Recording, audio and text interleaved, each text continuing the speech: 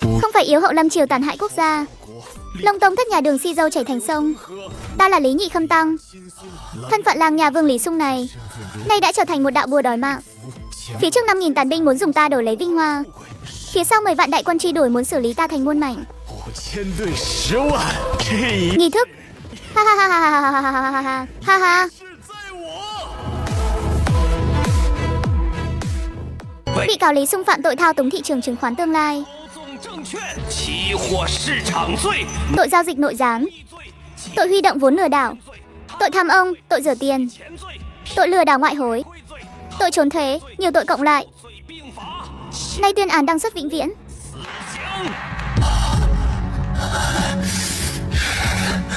Đời này của ta tung hoành giữa thị trường tư bản, không ngờ cuối cùng lại bị tư bản hãm hại. Ta sao có thể cam tâm?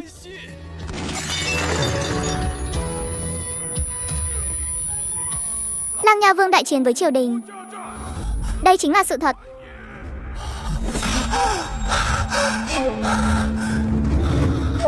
Chuyện này là sao? Ta không những không ra đi, mà còn xuyên không rồi. Nguyên chủ của cơ thể này tuy cũng tên Lý Sung, nay là năm thùy cùng thứ tư của Đại Đường. Ta là cháu nội của Đường Thái Tông Lý Thế Dân, con trai của Việt Vương Lý Trinh. Ngày cuối cùng sử liệu ghi chép về Lăng Nha Vương Lý Sung. Lý Sung bay màu. Hôm nay là ngày 19 tháng 8, cách ngày ta phải đăng xuất trong lịch sử còn chưa đầy 4 ngày. 2 ngày trước Lý Sung ở trị sở Liêu thành thuộc Bạc Châu đã chiêu mộ 5.000 mộ binh, dẫn binh xuôi nam đánh chiếm huyện Hồ Thủy, dùng xe cỏ. Định xử lý ta sao? Quân sĩ nhụt chí, đại quân áp sát, rõ ràng là phản nghịch rồi. Nhưng không phản không được, đồ chơi của quân triều đình đã nhắm vào đây. Tông thất sắp bay màu hết cả rồi. Đã như vậy, kẻ dám công khai xúi giục binh biến ngoài trướng chắc chắn là huyện thừa huyện Đường ấp Đồng Huyền Kỳ rồi. Theo sử sách ghi lại, sau khi nghe Đồng Huyền Kỳ xúi giục binh biến, Lý Sung nổi trận lôi đình, trực tiếp xông ra tiễn Đồng Huyền Kỳ đi luôn trước mặt mọi người. Kết quả là sau khi món đồ chơi đó hạ xuống, 5.000 tân binh vốn đang sợ hãi liền tan rã hoàn toàn, giải tán khắp nơi. Lý Sung trở thành tướng không quân, chạy về Bạc Châu, bị kẻ giữ cửa tiễn đi mất tiêu. Nguy hiểm hơn nữa là có Kim Mô vệ đại tướng quân của ta, Khâu Thần Tích thống lĩnh 10 vạn đại quân Bình Định. Cách nơi này không đầy 100 dặm. Mới bắt đầu đã gặp độ khó cao thế này. 5.000 đối đầu với 10 vạn, thật là không tưởng mà.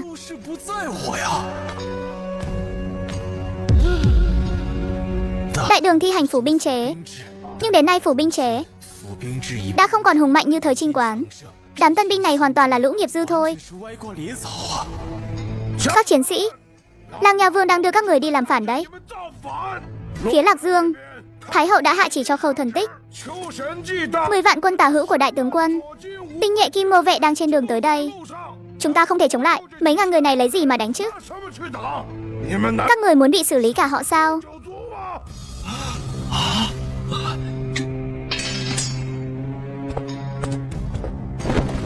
Đại vương, Đồng Huyền Kỳ làm loạn quân tâm, xin đại vương hạ lệnh thuộc hạ đi xử lý ngay tên nghịch tặc này. Không cần đâu, trong lịch sử chẳng phải chính là ngươi xúi giục ta. Tiện hắn đi sao?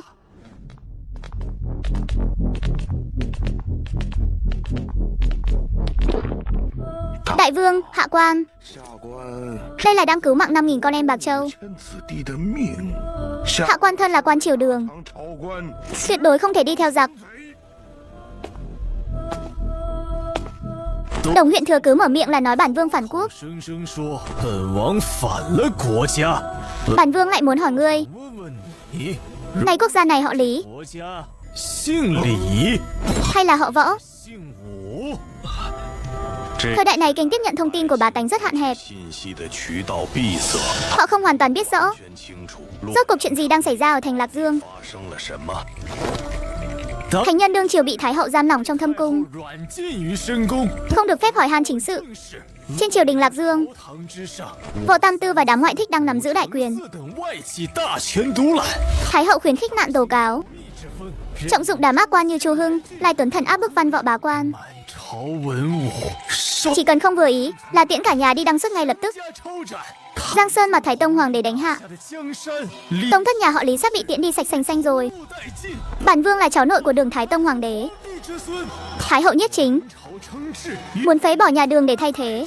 Bản vương khởi binh là để thanh quân chắc, xử lý họ Võ, khôi phục lễ nghi nhà Đường. Đồng Huyền Kỷ, ngươi dùng lệnh loạn của nhà họ Võ để định tội nhà họ Lý. Ngươi rốt cuộc là thần tử nhà Đường hay là chó săn của nhà họ Võ? Thái hậu nhận di chiếu của tiên đế Nhiếp Chính, đại diện cho pháp độ của quốc gia.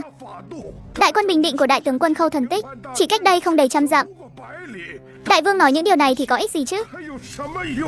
Đại quân vừa đến, tất cả sẽ cùng bay màu thôi. Ta đợi chính là món đồ chơi Khâu Thần Tích đó của ngươi. Đám tân binh này không sợ khởi binh danh bất chính ngôn bất thuận, mà họ sợ mất mạng. Cho nên ta phải phá tan ảo tưởng của họ rằng đầu hàng là có thể giữ được mạng. Chư vị con em Bạc Châu, các người sợ đại quân triều đình, sợ Khâu Thần Tích. Bản vương biết Đồng huyện thừa nói với các người rằng buông hàng nóng xuống, lấy thủ cấp của bản vương đi đầu hàng là có thể sống sót, thậm chí còn được thăng quan tiến chức, đúng không? Nhưng các người có biết Khâu Thần Tích dẫn quân tới đây là hạng người gì không? Quân pháp đại đường luận công ban thưởng. Dựa vào số lượng thủ cấp, Khâu Thần Tích trong mắt chỉ có công lao. Xử lý tông thất, xử lý đại thần, thủ đoạn cực kỳ tàn nhẫn. Hắn dẫn theo 10 vạn đại quân, huy động lực lượng lớn chạy đến Bạc Châu. Nếu chỉ lấy được một cái đầu của bản vương, hắn làm sao về báo cáo với Thái hậu được đây? Công lao của 10 vạn đại quân từ đâu mà ra chứ? Tất nhiên là xử lý dân lành để lập công rồi. Các người tưởng buông đồ chơi xuống, quỳ trên mặt đất thì hắn sẽ tha cho các người sao? Chỉ cần hôm nay các người giải tán, không quá 3 ngày, kỵ binh của Khâu Thần Tích sẽ san bằng Bạc Châu, lấy mạng các người. Vợ con mà các người để lại trong thành Bạc Châu đều sẽ bị tiễn đi hết. Cuối cùng báo cáo về Lạc Dương rằng tập quân Bạc Châu toàn quân đã bay màu. Sử sách ghi chép Khâu Thần Tích cai trị Bạc Châu. Quan lại ra đón thì hắn vung đồ chơi xử lý ngay, hại hơn ngàn gia đình, biến nỗi sợ khởi binh của các tân binh thành nỗi sợ đối với Khâu Thần Tích. Đây chính là mục đích của Lý Sung. Tiến tới cũng là một đao, rút lui cũng là một đao. Theo bản vương họa may còn có một con đường sống. Đừng nghe hắn nói nhảm.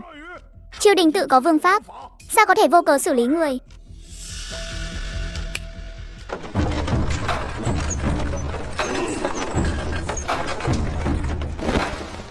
Mở ra.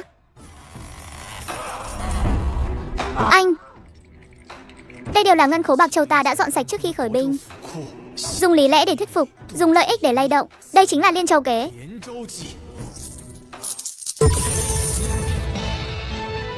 Giang sơn của đại đường, tiền của đại đường. Ai muốn buông hàng nóng về nhà chờ bay màu, bản vương tuyệt đối không ngăn cản. Nhưng nếu anh nguyện ý đi theo bản vương, mỗi người lập tức nhận một xấp lụa, 500 đồng tiền. Đúng là có trọng thương ắt có dũng phu. Nguyện vì làng nhà vương mà ra sức, nguyện vì làng nhà vương mà ra sức.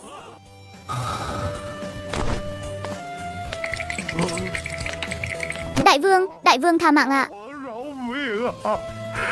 Hạ quan cũng là một phút hồ đồ thôi ạ.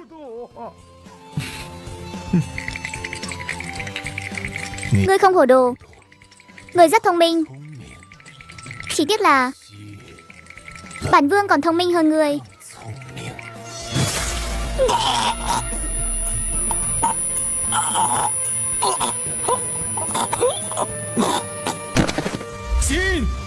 Yêu hộ chiếm nước, đảo lộn đất trời, hăm hê dập tắt tống thất của ta, chống nước tàn rã, xã tắc lung lay. Bản vương là dòng máu của Thái Tông, phụng huyết chiếu của thiên tử xử lý họ Võ. Thà hy sinh chứ không chịu nhục. Chấm. Thật là quá hay. Trục mũ sao? Ai mà không biết chứ. Các tân binh nhìn nhau ngơ ngác, hoàn toàn không hiểu những lời văn chương kia là gì, chỉ ngây người nhìn hắn, vẻ mặt mờ mịt. Lý Sung bất lực đỡ chán. lập tức đổi sang một cách nói dễ hiểu nhất. 通俗易懂的说辞。 Thưởng tiền thưởng lụa. 发粮， Theo ta hưởng phú quý. 赴汤。 Thưởng tiền thưởng lụa. Theo ta hưởng phú quý.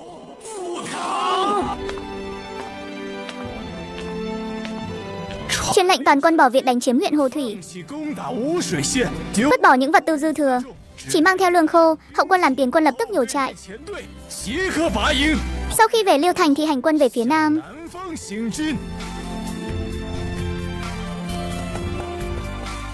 Ánh mắt Lý Sung nhìn về phía nam, 向南方， nơi đó chính là Cự Dã Trạch. 则 Danh tướng Bành Việt dưới trướng Lưu Bang 彭越 cũng từng khởi binh ở vùng đầm lầy này. 之中起兵， Ở đời sau, nó có một cái tên nổi tiếng hơn nhiều. 广为人知的名字 800 dặm thủy bạc Lương Sơn, 火梁山。 Nhật Nguyệt Sơn Hà Mãi ở Đại Đường, 大唐江 Giang Sơn, Mãi Trường Tồn.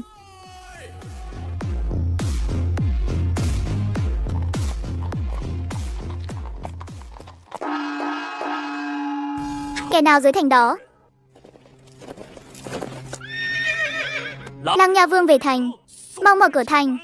Trên tường thành yên tĩnh một lát, 片刻， chỉ thấy một tên dân binh ló nửa người ra. 可身子像 Nhìn xuống dưới, người này tên là Mạnh Thanh Bổng, 梦青棒， là một tên lưu manh xảo quyệt. 警混子弟， Sử sách ghi lại chính là người này. 是此人见 Thấy Lý Sung bại trận chạy về, 逃回， đã đóng chặt cửa thành. 趁 Thừa lúc nguyên chủ không đề phòng khi gọi cửa mà xử lý. 斩杀。 Ha ha ha đại vương, đêm đã khuya rồi. Theo luật pháp đại đường, cửa thành không được mở. Đại quân bình định của triều đình cách đây không xa. Đại vương đột nhiên lui binh, thảo dân không dám tự tiện quyết định. Xin đại vương lùi binh ra ngoài thành 10 dặm hạ trại. Đợi trời sáng rồi hãy vào thành. Mạnh Thanh Bổng mở cửa. 开门！ Này ông bạn, sao gan thế nhỉ? 你怎么敢的？ Ta trong lịch sử chính là bị hạng người này tiễn đi sao? 于马下。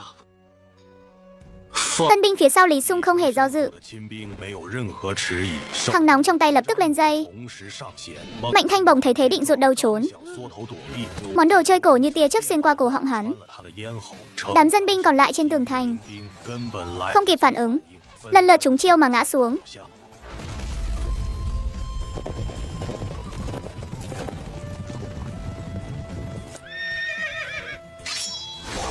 Lấy đơn vị trăm người làm chuẩn, phân tán ra các hướng, đánh chiên triệu tập toàn bộ bá tánh trong thành.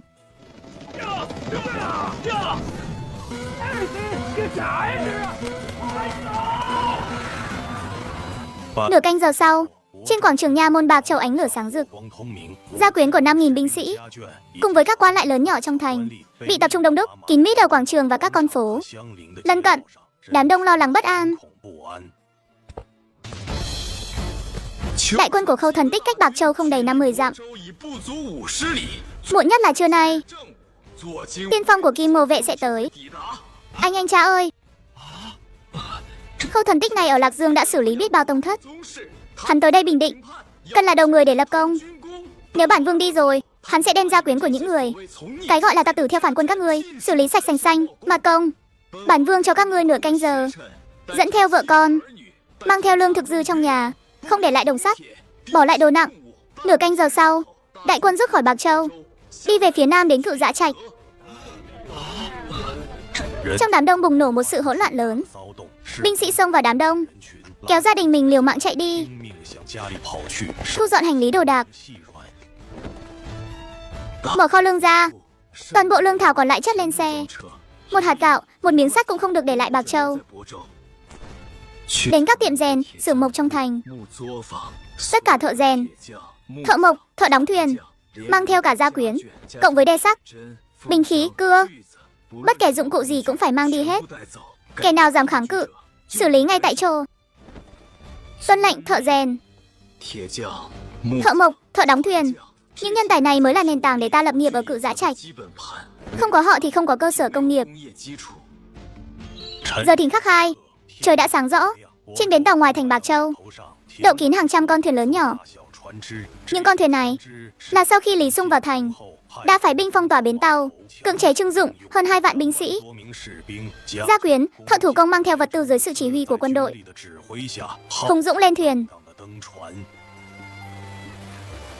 Trước khi Ta Xuyên không tới đây, nguyên chủ chưa theo hẹn đã vội vàng khởi binh. 促起兵， Em là người cha rẻ tiền Việt vương Lý Trinh của ta, 越王李真。 lại bị hắn làm cho khốn khổ rồi đây.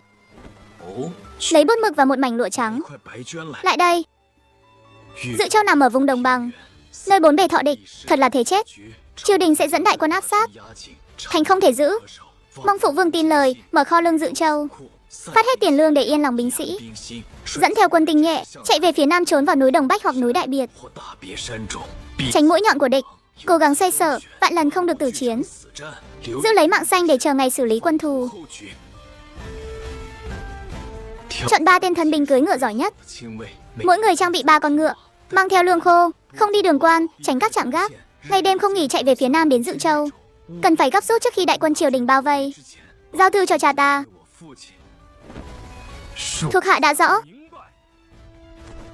白。 Những xe đẩy, khí cụ không mang đi được, chất đống trong cửa thành và xung quanh kho lương. 苍周围， Tới mãnh hỏa du lên. 我由 Sau khi thuyền chạy thì châm lửa, thực hiện vườn không nhà trống. 城也。 Lý Xung ở đại đường đã thực hiện một cuộc rút lui đăn cấp chưa từng có trong lịch sử. 扩大撤退，足 Hơn 2 vạn người. Đây sẽ trở thành cuộc 历史上最 hành động rút lui quân sự quy mô lớn nhất lịch sử. 行动。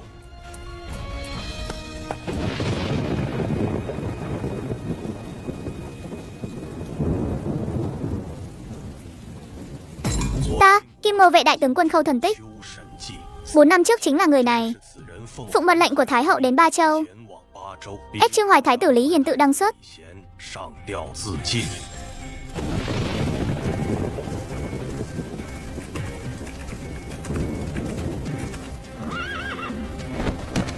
Bẩm đại tướng quân, trong thành Bạc Châu không một bóng người, lửa cháy dữ dội, dù mưa lớn cũng không thể dập tắt.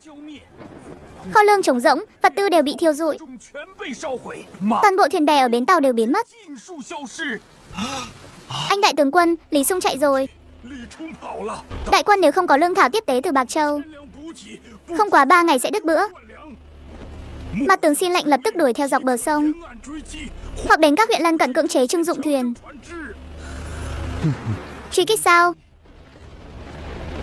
鸡 Sông Tề nối liền với Cự Dã Trạch. Mạng lưới sông ngòi dọc ngang 800 dặm, trong đó toàn là bùn lầy và lau sậy. 和芦苇 Ngươi định dẫn kỵ binh vào đầm lấy bắt người sao? 则里抓人， Các ngươi tưởng Thái hậu hạ chỉ huy động 10 vạn quân, 下旨出动10万禁军， chỉ là để bắt một mình Lý Xung thôi sao? Thái hậu muốn là thị uy, 是立威， thị uy thì cần có đầu người để lập công. 要人头， Nhưng thành Bạc Châu đã trống không rồi, 空了， giặc thù đã trốn thoát. 逃逸， Chúng ta lấy gì về Lạc Dương báo công đây? 阳献捷， Thành Bạc Châu trống rồi. Huyện Hồ Thủy có trống không? Huyện Đường Ốc có trống không? Hàng trăm thôn xóm xung quanh có trống không? 空了吗？ Lý Xung ở Bạc Châu làm phản, quan lại và dân chúng vùng này sống chung bấy lâu nay. 好友和农户， Ai dám bảo họ không thông đồng chứ? 没有从逆，是 Ai dám bảo họ không ngầm trợ giúp tặc quân? 中资助贼军， Trên lệnh của bản tướng, không cần vào thành chữa cháy. Chi quân làm 4 lộ bao vây Hồ Thủy, Đường Ấp và các huyện trấn lân cận. 及周边县镇， Phàm là quan lại địa phương, 官小吏皆 đều định tội thông đồng với giặc, xử lý ngay tại chỗ. Thanh niên trong thôn đều xem như tàn dư loạn quân, 为乱军余孽，切 tiện đi sạch để lấy thưởng.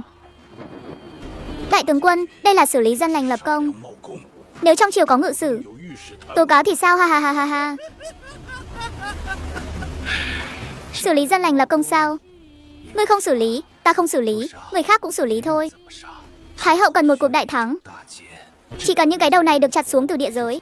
亳州 Bạc Châu, 砍下来的， Thái hậu sẽ không quan tâm 在意他 chúng rốt cuộc là kẻ cầm cuốc 锄头的 hay là kẻ cầm hàng nóng đâu.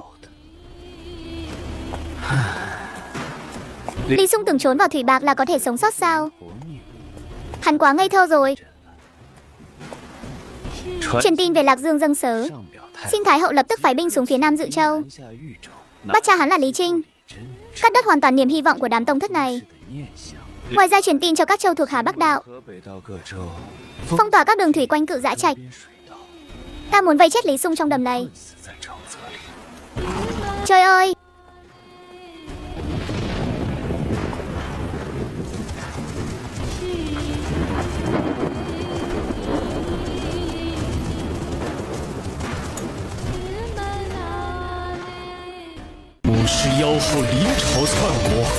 Tông thất nhà Đường Si Dâu chảy thành sông. Ta Lý Nhị thanh thản. Thân phận làng nhà Vương Lý Xung này giờ đây đã trở thành một đạo bùa đòi mạng. Phía trước 5.000 tàn binh muốn lấy ta đổi phú quý, lại dùng 10 vạn đại quân truy đuổi xử lý ta. Mấy ngàn đầu với 10 vạn. Kiếp này ha ha ha. Ha ha ha ha ha ha ha ha ha ha ha ha.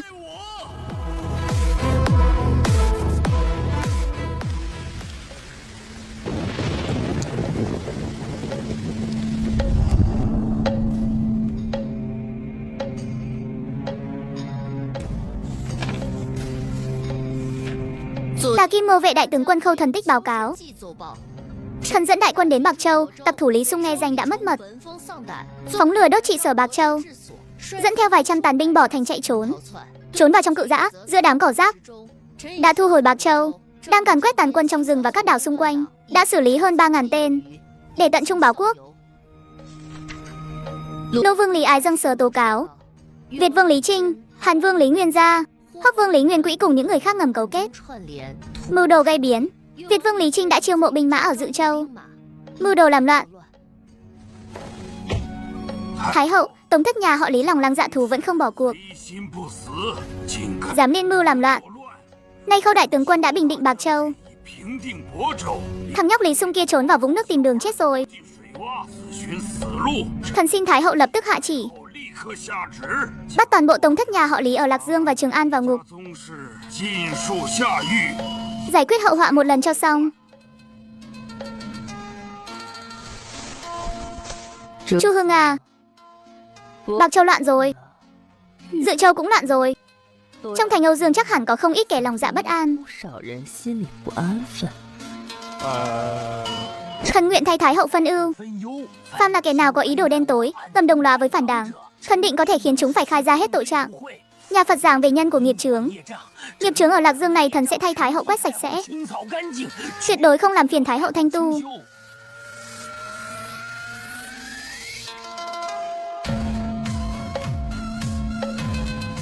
Ngươi chỉ cần mệnh Trương Quang Phụ làm chư quân tiết độ, dẫn quân 10 vạn, nhanh chóng xuất quân đến Dự Châu, bình định phản quân. Lý Xung đã trốn vào cự dã trạch rồi. Truyền tin cho Hà Nam, Hà Bắc các châu cứ phong tỏa thủy lục, mặc kệ hắn đi. Thần tuân chỉ. Thái hậu tại sao không chấp nhận đề nghị của ta là xử lý toàn bộ Tống thất chứ? Đáng ghét, lại để con cháu Hoàng Chu Hưng này giành được thiện cảm của Thái hậu rồi. Khâu Thần Tích nhất định đang báo cáo gian lận. Mật tín trong hòn đồng rất nghiêm ngặt. Ngân khố Bạc Châu bị đốt thành thành trống. Số người Lý Xung dẫn đi chắc chắn phải hàng vạn hàng nghìn. Cự dã trạch nối liền với sông Té về phía nam, là động mạch chủ vận tải đường thủy nối liền Giang Nam và Lạc Dương. Dẫn theo nhiều người như vậy trốn vào đó. Tên Lăng nhà vương vô danh tiểu tốt này rốt cuộc là muốn làm gì?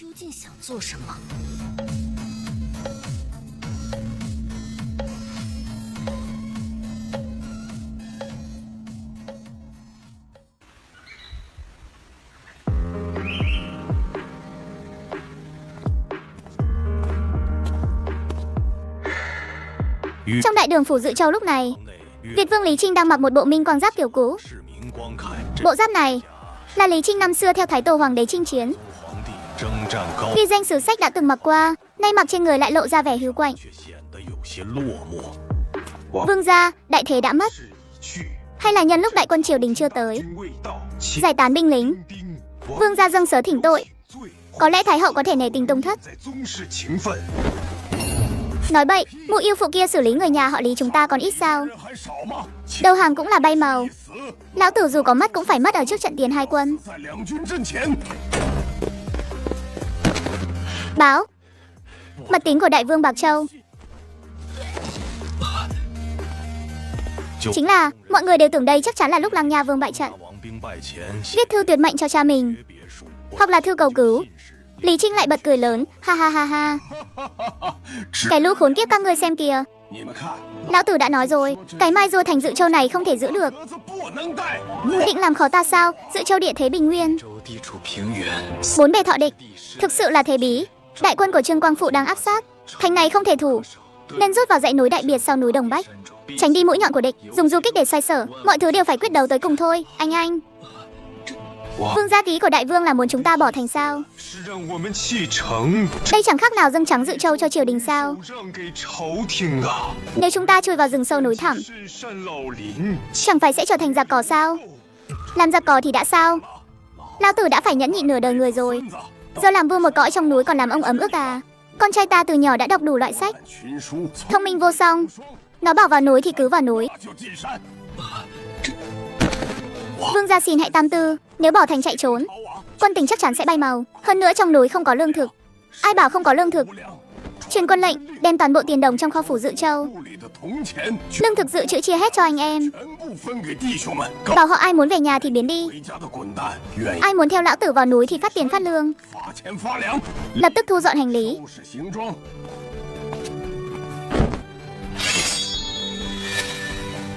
Tông thất nhà họ Lý ta còn chưa dứt 心未决， thì đại đường sẽ không bao giờ vong. Đêm nay đại quân chia nhỏ lực lượng, 大军化整为零， rút khỏi Dự Châu, 退州 tiến vào núi Đồng Bách. 百山。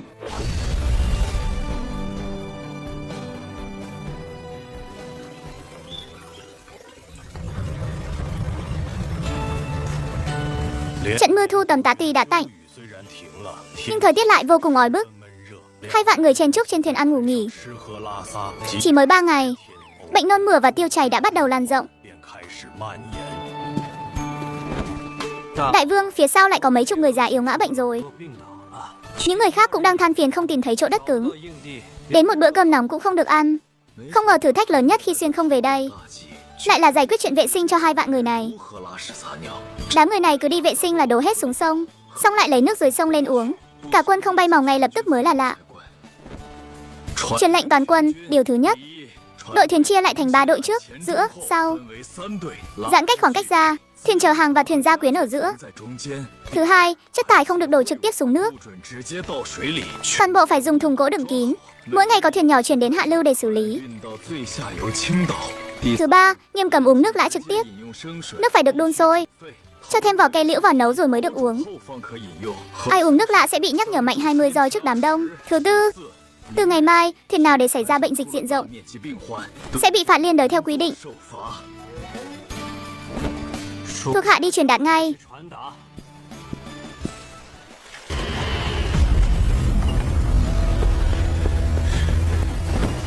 Đại vương, phía trước 5 dặm phát hiện một hòn đảo đất cứng rộng lớn. 一大片实心硬岛 Nhưng mà sao? 是什么？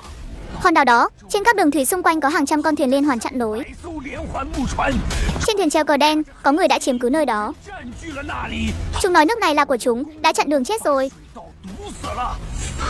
Ha ha ha ha. Thủy Bạc Lương Sơn vốn là nơi trú ngụ của những kẻ liều mạng và 湖和四 những kẻ buôn muối lậu. 藏身之地， Xem ra chúng ta đụng phải địa đầu xa rồi. 地头蛇了。 Bảo với anh em, đã tìm thấy đất cứng rồi. Đem sàng lỗ tháo từ trên thành Bạc Châu xuống, 床弩推 đẩy ra chuẩn bị tiếp địch. 备接敌。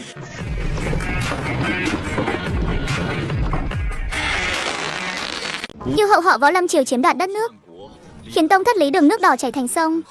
Ta là cháu đích tôn của Lý Thế Dân, Lang Nha Vương Lý Sung.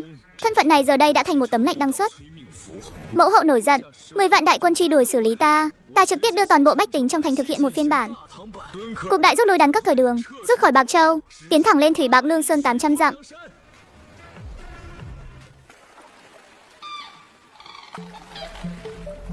Lương Sơn thời đường chỉ là một ngọn núi cô độc bên cạnh Cự Giã Trạch. 孤山， Chính là nơi này rồi. 这里了。 Lý Sung ngẩng đầu nhìn lên, trên một vọng lâu của hòn đảo, 楼上 một tên thủ lĩnh thủy phỉ độc nhãn đang ở trần, 照的独眼水匪头目正 đang ngạo mạn vung đồ chơi lớn của hắn, 刀 miệng còn không ngừng gào thét. 叫喊着， Đội thuyền đối diện nghe cho rõ đây, đã vào Cự Giã Trạch này thì phải tuân theo quy tắc của ta, 规矩， để lại 10 thuyền đầy tiền bạc lương thực 装满钱粮的货船 và để lại tất cả phụ nữ nữa. 留下，也 Ông đây sẽ tha cho các người đi qua, nếu không đồ chơi của ta sẽ cho các người đi gặp rùa hết. 让你们全都为王报。 Đại vương, lũ thủy phỉ còn con mà cũng dám ăn nói ngông cuồng. Mặt tướng nguyện dẫn 500 binh dùng thuyền nhỏ công trận, 冲阵， trong vòng nửa canh giờ sẽ chiếm được địch. Đánh mạnh ư? 强攻， Thuyền của chúng ta toàn là gia quyến và hành lý, 辎重， chỉ cần mất một người, đối với bản vương đều là vụ làm ăn thua lỗ. 买卖，其 Quy tắc sắt của giới tài chính, đừng bao giờ dùng chi phí cao 成本去 để đặt cược vào một khoản thu nhập không chắc chắn. Người hãy làm thế này. Nửa canh giờ sau, 后 một con thuyền nhỏ 可突 tách khỏi đội thuyền của Lý Sung tiến về phía trận địa địch. 驶去，一 Một binh sĩ cải trang thành sứ giả 清兵在 đứng ở đầu thuyền chắp tay cầu xin thủ lĩnh. 拱手求饶， Tàu Giang Xà thấy 3 con thuyền này mớn nước cực sâu, 水极深，必 chắc chắn là chở đầy hàng hóa. 再获玉 Tức thì mắt sáng rực lên. 眼放光。 Ha ha ha, coi như các người biết điều đấy. 换你们识相， Tháo xích sắt ra, Kéo ba con béo bở đó vào cho ta. 拉进来， Lưu thủy phỉ vội vã quăng ra những móc sắt 初代有道色 có gai nhọn, móc chặt lấy ba con thuyền chở tài lộc khổng lồ đó. 送财船， Ha ha ha, kéo chúng vào giữa trận đồ thuyền liên hoàn phía tây, 环船阵中央，金 áp sát ngay cạnh thủy trại bằng gỗ. 水战， Tham lam mới chính là liều thuốc độc chí mạng nhất. 致命的毒药。 Ba cỗ sàng nỗ khổng lồ được binh sĩ đẩy ra đầu thuyền. 推上船头，这 Ba cỗ sàng nỗ này là do Lý Sung chỉ huy binh sĩ tháo từ thành Bạc Châu xuống. 城头拆下的这 Loại nỗ pháo này có thể lắp trên đầu các loại thuyền lớn, 豪船和楼船，船头加 gia cố bệ đỡ để triệt tiêu lực giật khi bắn. 后坐力，水 Tầm bắn hiệu quả trên mặt nước lên tới 300 bước. 300步， Đầu tiên được Lý Sung lệnh cho binh sĩ bọc bằng 士兵包裹上了易燃， vài tầm dầu dễ cháy. 跳， Khoảng cách đo đạc là 320 bước. 距离320步， Phương gió đông nam, tốc độ gió 27. 二级， Chiến thuyền đối phương bị xích sắt khóa chặt, chẳng khác nào tự bỏ đi tính cơ động. 动性， Lý Sung thắp đuốc lên, lần lượt châm lửa vào ba mũi đồ chơi khổng lồ. 依次点燃， Ngọn lửa bùng cháy dữ dội trên đầu tên, 燃起，蓄 sẵn sàng bùng nổ. Chuẩn bị. Bắn, lũ thủy phỉ 水匪们正 đang nôn nóng dùng 用刀 đồ chơi và diều bổ tung các dương gỗ trên ba con thuyền. 上的木箱， Không ngờ rằng trong dương gỗ chỉ rải một lớp tiền đồng mỏng, 薄薄的铜钱， còn bên dưới toàn là những thùng mãnh hỏa du. 统统猛火油， Đại ca, không ổn rồi. Bên dưới toàn là mãnh hỏa du. Ba mũi tên nặng đang bốc cháy rực trời, 重型弩箭， như ba ngôi sao băng xé toạc bầu trời xám xịt, 灰暗的天空，激 nhắm trúng mục tiêu, bắn trúng ba con thuyền đầy ắp mãnh hỏa du đó. 油的船只， Cái quái gì vậy trời?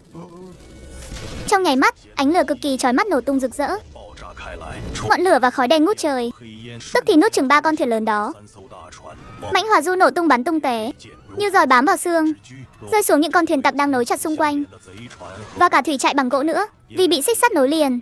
Lưu thủy phỉ hoàn toàn không thể tản ra chạy trốn. 散开逃生， Lửa lớn mượn sức gió, 城市 chỉ trong thoáng chốc đã biến hàng trăm con thuyền tặc thành một vùng 变成了一片人间烈 địa ngục nhân gian. 随 Cùng với sự sụp đổ của Vọng Lâu, 然倒塌，走 Tổ Giang Xà toàn thân bốc hỏa rơi từ trên cao xuống, 半空中跌落，发 phát ra những tiếng gào thét thê lương. 叫 Vô số tên thủy phỉ bốc cháy như sung dụng, 像下饺子一样， nhảy xuống sông, 是 cố gắng tìm đường sống. Dù là dưới nước hay trên đảo, 还是岛上的， chỉ cần còn thở 喘气。 thì một người cũng không chừa.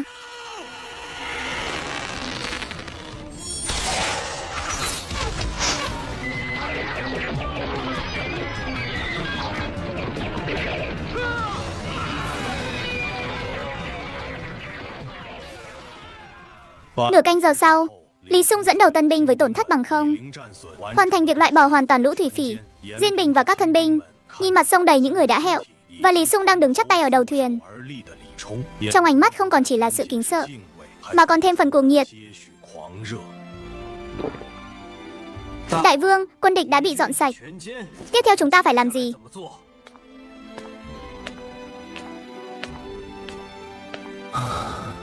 Đây chính là vùng đất hưng thịnh của ta, 之地， Thủy Bạc Lương Sơn 800 dặm. 山之 Đây là bước đầu tiên. Tiếp theo, ta sẽ dùng cách của mình để đúc lại toàn bộ đại đường, 筑整个大唐。 dọn dẹp những người đã hẹo, tập trung hỏa táng, 烧 gian thuyền của chúng ta ra, thiết lập tuyến phòng thủ vòng ngoài.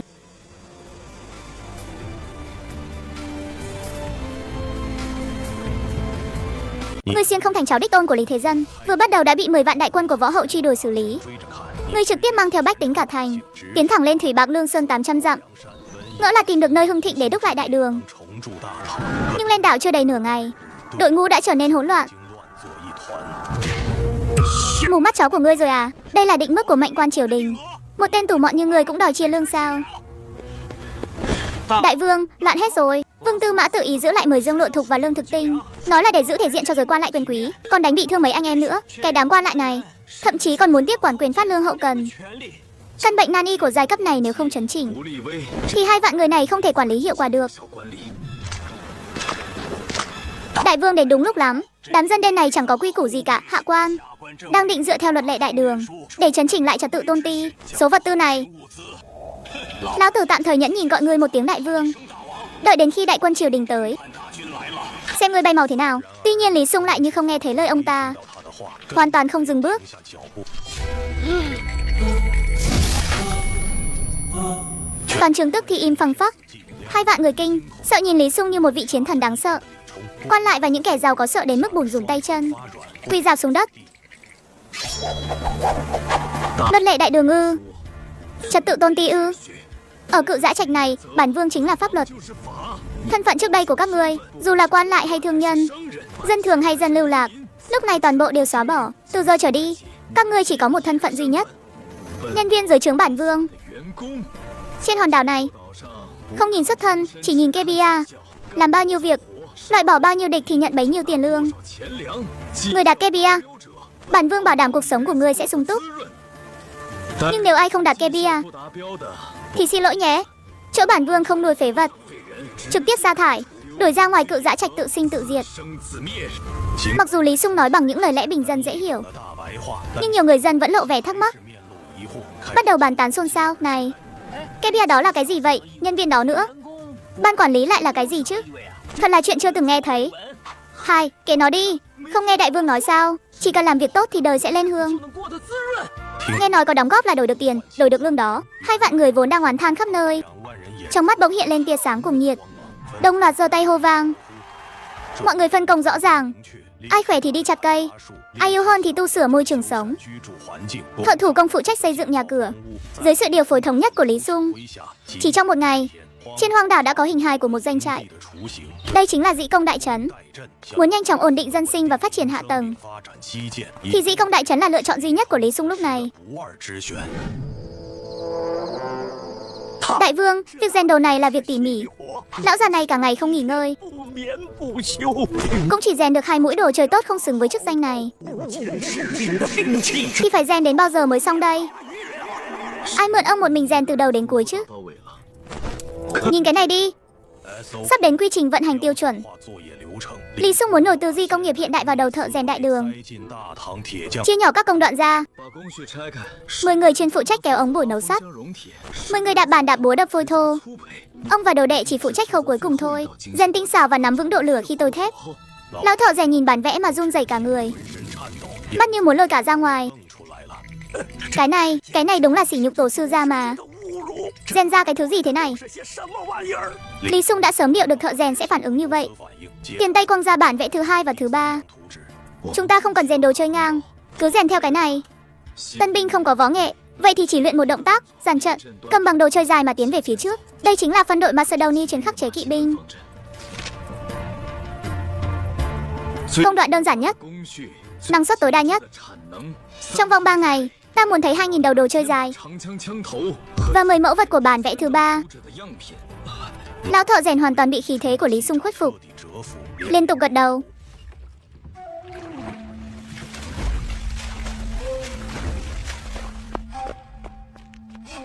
Báo, quân tình khẩn cấp. Đại vương, 10 vạn đại quân của Khâu Thần Tích không xuống nước tấn công mạnh. Họ đã phong tỏa Cự Dã Trạch, toàn bộ các cửa biển và đường vận tải thủy bên ngoài. Tệ hơn là họ đang điên cuồng ở ven bờ, đổ sát làng mạc, dùng hàng nghìn người đã hẹo đang thối rữa, quăng vào thượng nguồn Cự Dã Trạch. Đại vương, họ đang hạ độc ở nguồn nước đấy.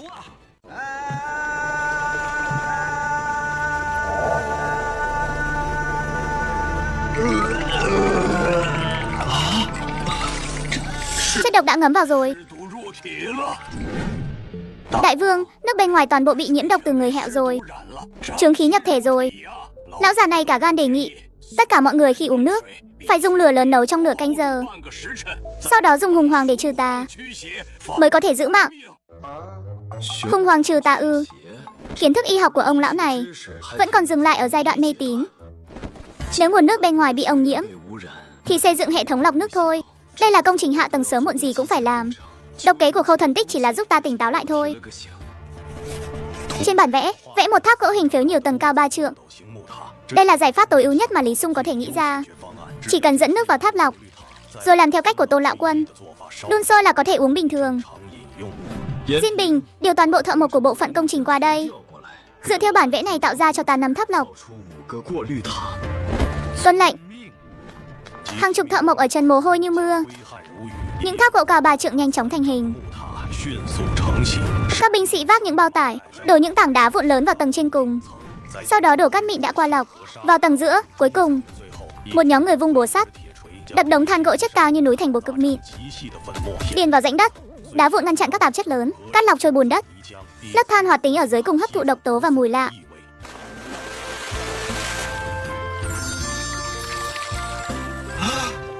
Không còn mùi hôi, nước rất trong. 清如明镜， Nó còn trong hơn cả nguồn nước khi chưa bị ống nhiễm nữa. 清澈。 Chuyện này sao có thể chứ?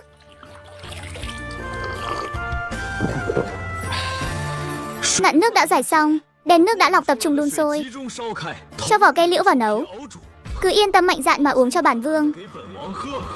Đám đông ngẩn ra một giây, cuối cùng bùng nổ những tiếng reo hò vang tận mây xanh. 夫省事 Các binh sĩ dưới sự sắp xếp của đội trưởng 台下，听 xách thùng gỗ múc nước mang vào tháp cao. 高塔 Bầu không khí chết chóc ban đầu trong doanh trại đã bị quét sạch hoàn toàn. 被一扫而空。是 Đêm khuya, trong quân trướng Lương Sơn ánh đèn vẫn lung 却 linh. 依旧灯火摇曳，眼 Diên Bình dạo bước vào trong trướng, 帐中呈 dâng lên một bản tình báo vô cùng quan trọng. 重要的情报。 Đại vương, mọi việc đã làm theo đúng như lời ngài dặn. Khâu Thần Tích đã bị những người hẹo và khói độc ở Hạ Lưu lừa gạt hoàn toàn để tranh công dọn sạch quân phản loạn. Hắn đã hạ lệnh 10 vạn đại quân nhổ trại, hỏa tốc quay về Lạc Dương. Lý Sung trong lòng không chút gợn sóng. 波澜 Với tính cách ham công trượng thành của Khâu Thần Tích, 宫的性子 việc hỏa tốc rút quân vốn đã nằm trong dự tính của anh. 料之中。 Ngay từ hôm qua, Lý Sung đã tường kế tự kế, ra lệnh cho binh sĩ vớt những người hẹo mà Khâu Thần Tích thả trôi, 我的服尸 thay cho họ bộ quân phục bằng vải thô của quân mình, đồng thời ở ven bờ đốt củi ẩm. 燃尸柴。 Như vậy, Khâu Thần Tích ở Hạ Lưu nhìn thấy những người hẹo trôi tới và khói vàng, sẽ tưởng rằng nhóm người Lý Sung đã nhiễm dịch bệnh 已经感染瘟疫， và bắt đầu hỏa táng số lượng lớn những người đã ra đi. Giải trừ nguy cơ mới chỉ là bước đầu tiên. 第一步 Tiếp theo, đã đến lúc ta ra bài rồi. 出牌了， Khâu Thần Tích rút lui. 撤退。他 Tuyến tiếp tế hậu cần của hắn đi thế nào? 怎么走的？是 10 vạn đại quân có lượng lớn hành lý hậu cần. 勤辎重，求 Khâu Thần Tích ham công trượng thành, 济公， chắc chắn sẽ cho đại quân đi trước, 行了 Lương Thảo đi sau cùng. Đây là một cơ hội tuyệt vời. 他的机会。 Đại vương, Khâu Thần Tích vì muốn di chuyển nhẹ nhàng, đã đem số sắt thép hộ tống, rác ra tiêu chuẩn và đồ chơi của binh sĩ chất lên 30 con thuyền lớn, chi cử 800 quân vận tải đường thủy, chậm chậm áp tải về kinh. 行， Sắt thép Kinh Châu đúng là thiên thời địa lợi nhân hòa. 同力， Khâu Thần Tích, ta thực sự phải cảm ơn các ngươi rồi. 谢你了。这 Lô hàng này ta chắc chắn sẽ ăn trọn. 吃定了。 Đại vương xin hãy tam tư, chúng ta khó khăn lắm mới lừa được Khâu Thần Tích. Nếu lúc này xuất binh cướp quân nhu, 军资，求 Khâu Thần Tích nhất định sẽ thẹn quá hóa giận, dẫn đại quân quay lại tấn công. Yep. Diên Bình nhà, phạm sự phải dùng cái đầu chút đi. Ai bảo ngươi là đi cướp thì nhất định phải để lại tên mình chứ.